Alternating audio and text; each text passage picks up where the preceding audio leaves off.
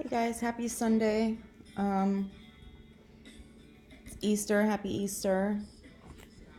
Um, so I was working brunch today. I'm sure you guys know all about brunch.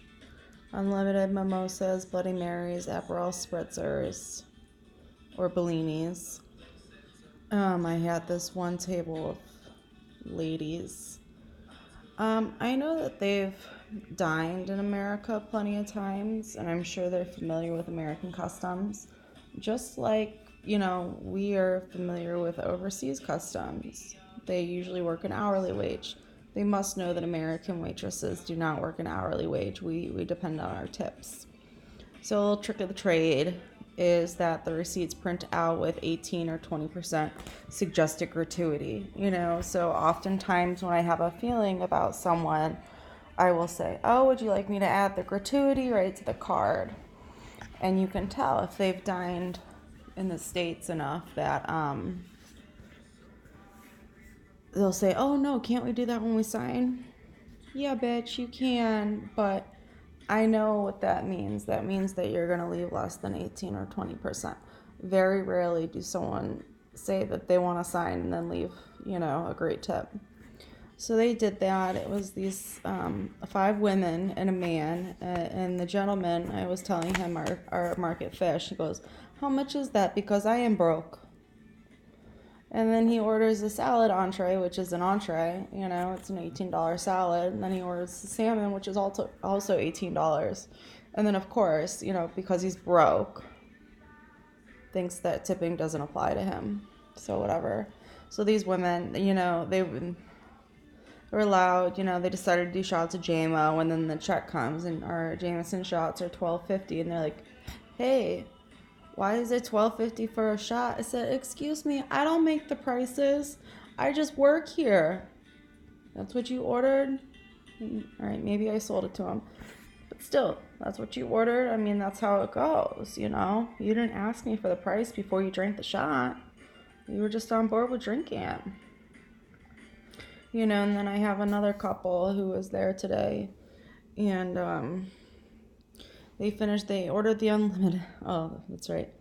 So I was telling them, so how I like to do is I tell them about the unlimiteds because we have to tell them about the specials, but then I also like to say that we're featuring a Prosecco pop, and what it is a black cherry popsicle inside a wine glass of Prosecco.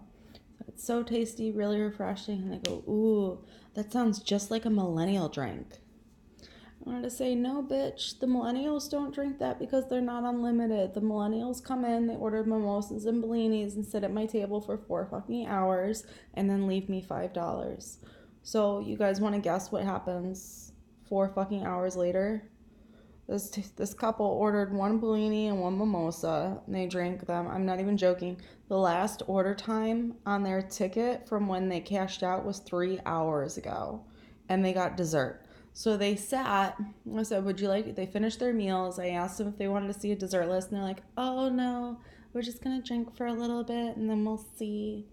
And then they ordered their dessert, and I'm not even joking. 3 hours later, they got their check. They were at my table at least 4 hours, if not longer. And sure enough, their check was $80, and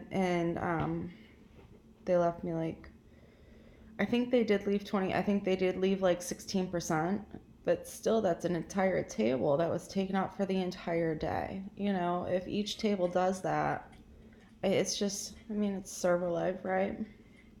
But while I was at work, I got a call from the pound, and they said Baby Boy Boxer was available. So I was like, oh shit, I'm at work. I didn't bring a leash or a collar or anything.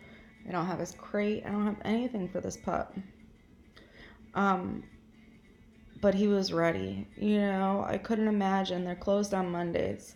So I couldn't imagine leaving him there until Tuesday. I was just telling my girlfriend, that's like if I was able to get out of jail on a Sunday and my mom didn't show up to pick me up until a Tuesday, I'd be a little pissed. I'd be pissed. So I left work and I went straight to Walmart. Thank God for Walmart, open on Easter Sunday.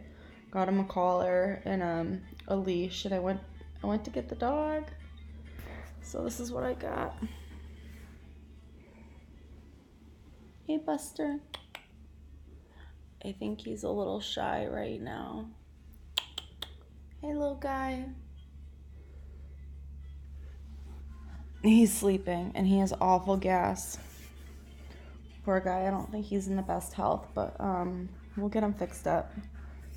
We'll see. I told AJ tonight that the Easter Bunny brought me a dog.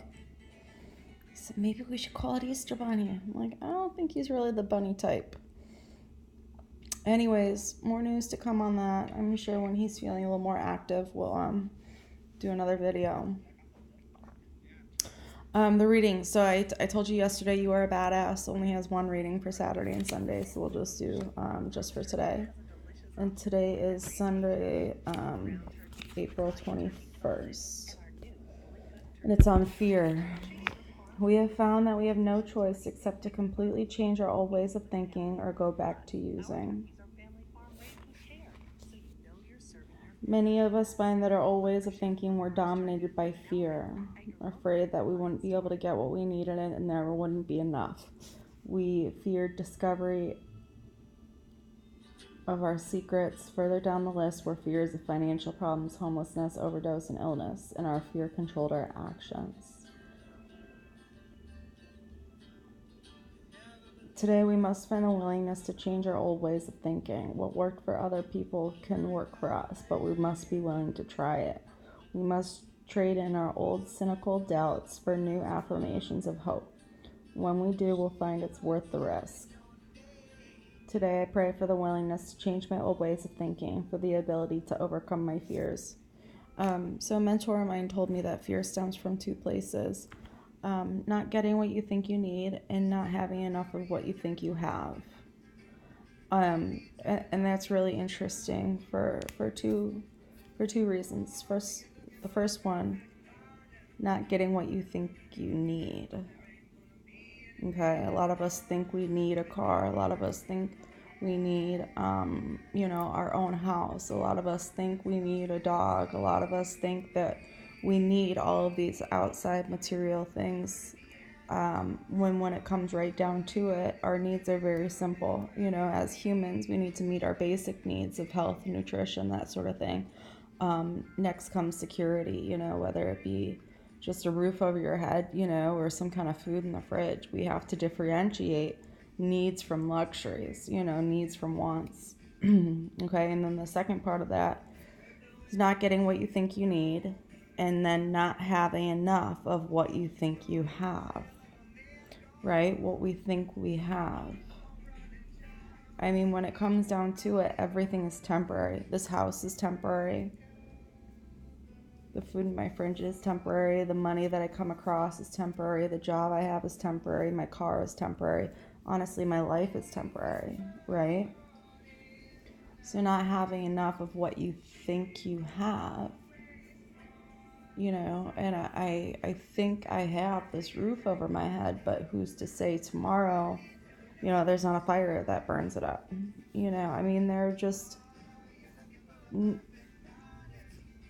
There's nothing that we own that is so concrete